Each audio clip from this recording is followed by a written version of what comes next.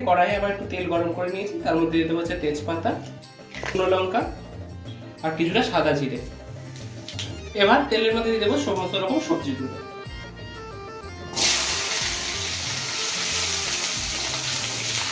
এবার সবজিটাকে ভালো করে ভেজে নেবো, তার জন্য একটু নুন দিয়ে দিতে হবে এর মধ্যে।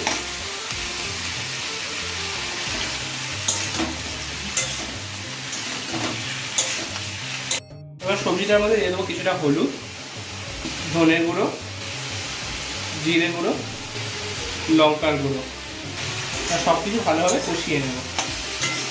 নুন তো আগেই দিয়েছিলাম।